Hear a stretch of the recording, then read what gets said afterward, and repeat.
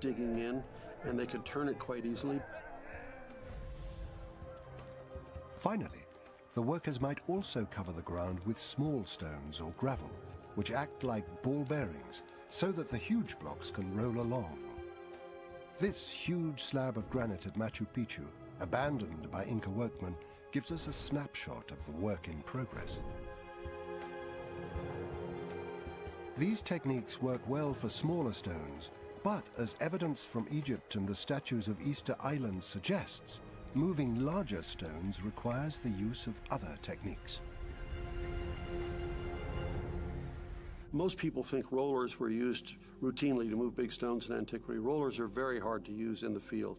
They're impossible to use going uphill and downhill. The problem is you have too little friction. You can't control the stone. You're fighting the stone's tendency to roll around all the time. And in the tight workspace on the mountain ridge, this could have proved fatal.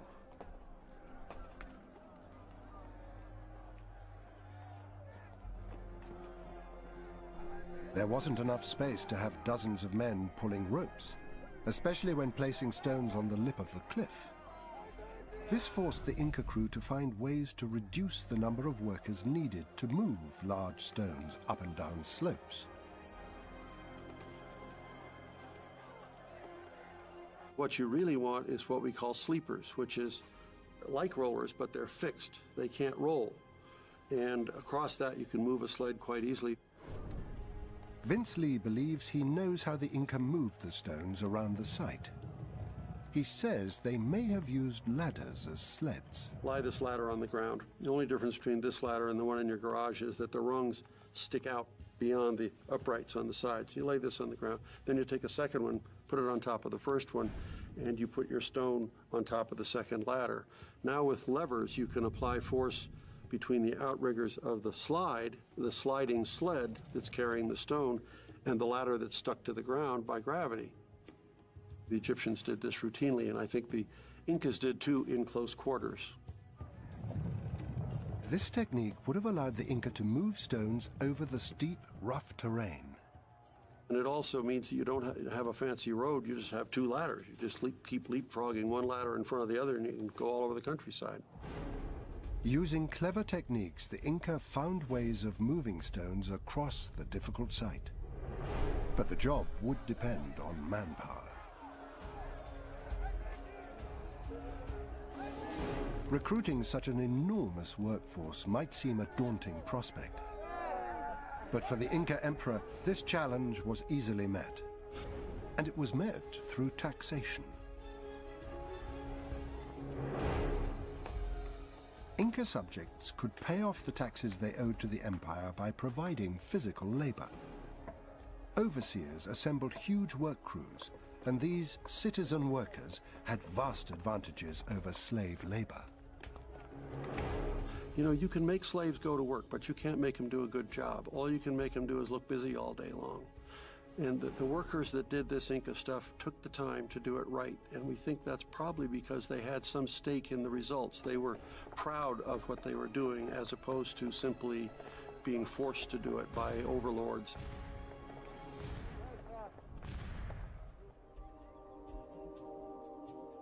Despite the care they'd taken, the Inca builders were about to discover that it doesn't take much to undo weeks of work. In this land of heavy rains and unstable slopes, one tiny mistake can bring everything crashing down.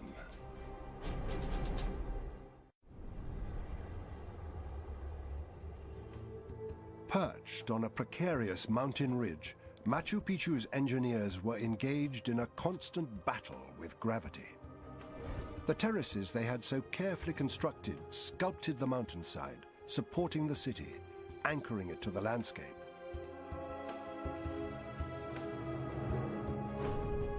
But today, in the lower terraces, a disruption can be seen in the pattern. Something knocked the terrace walls out of alignment.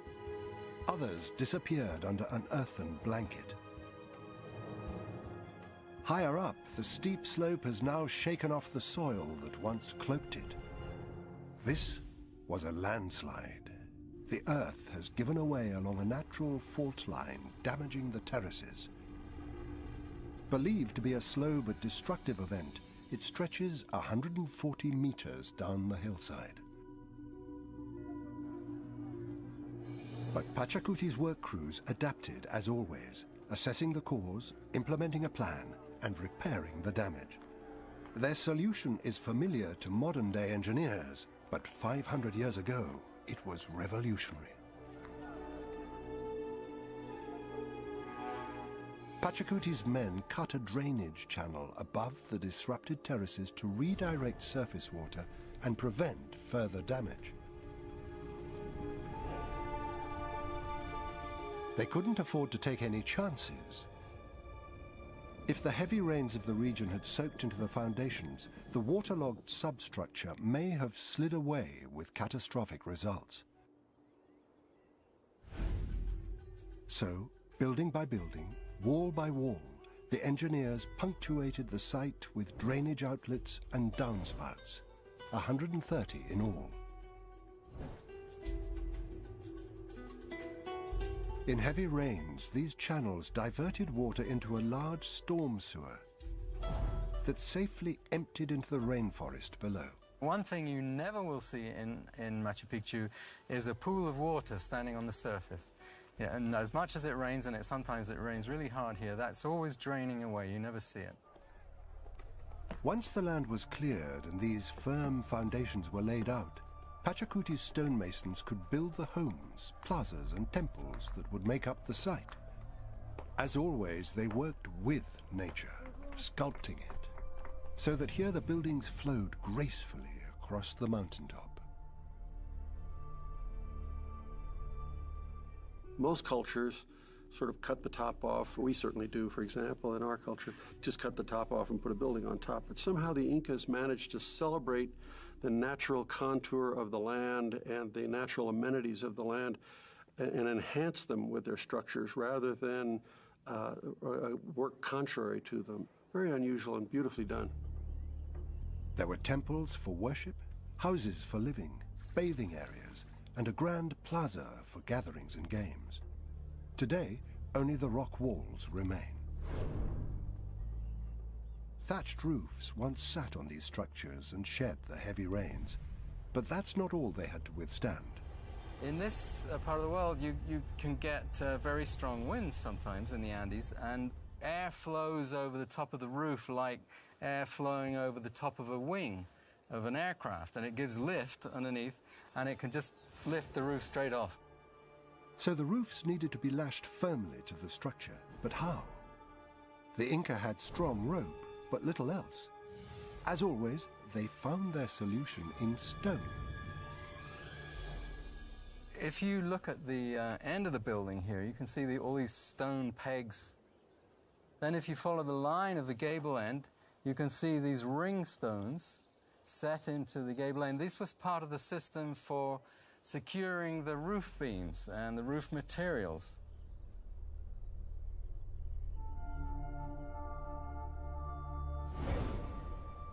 The roof pegs for each of the 170 structures that make up the urban section of Machu Picchu were built and assembled on site.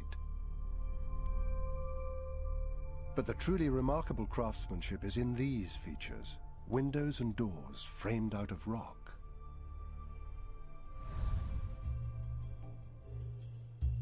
These distinctive trapezoidal shapes of the rocks and door and window frames take us back to the height of Inca cultural power.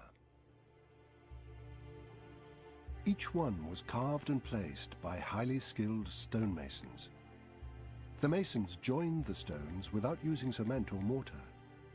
Yet the seams are so tight, they dazzle modern-day architects.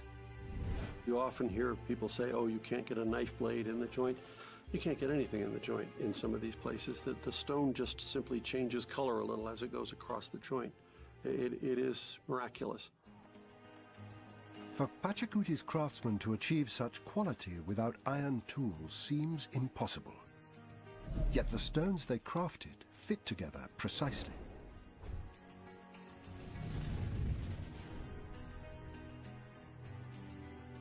Researchers have found vital clues to the Inca technique in these large granite chunks left unfinished at Machu Picchu.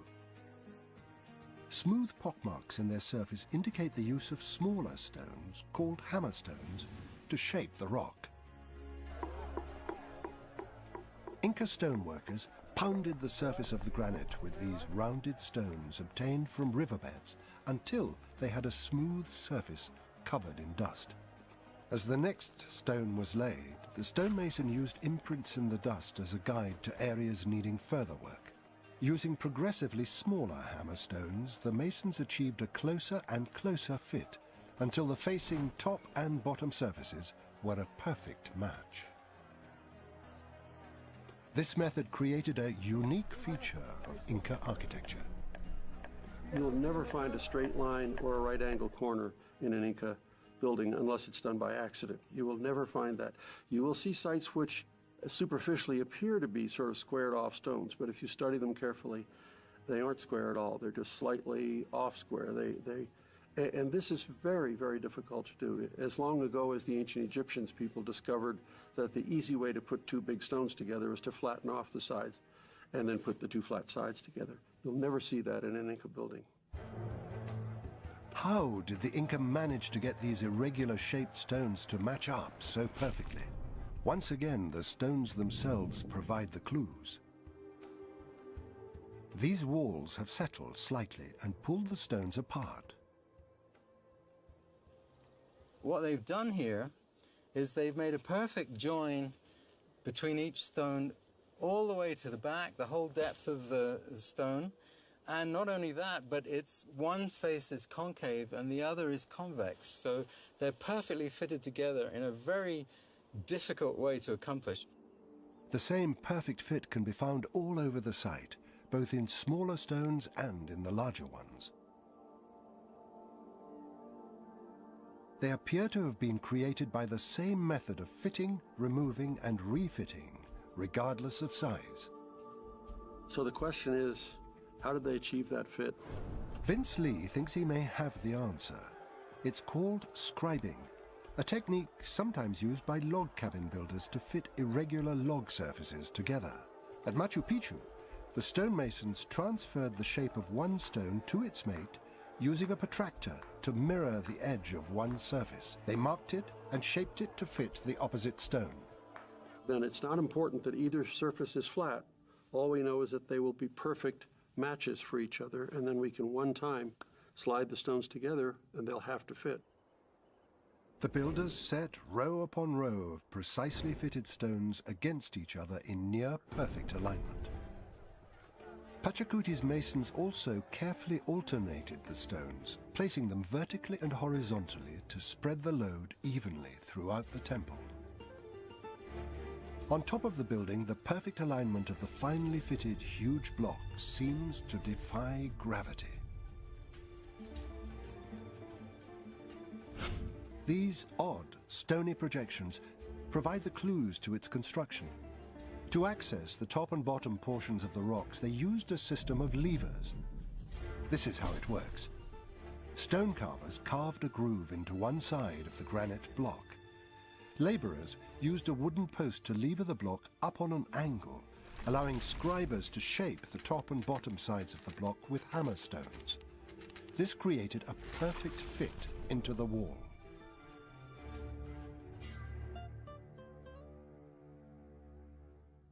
That requires propping the stone up in the air, which people are spooked by with some good reason. But I've done it, and it works. The careful efforts of Pachacuti's stonemasons are evident all over the finest structures at Machu Picchu. At the top of a staircase and fountain, opposite a palace, stands the city's crown jewel, a uniquely shaped building. Extra care has been put into this particular structure. The building's walls are especially unusual. They follow the curve of the bedrock, creating a semicircle.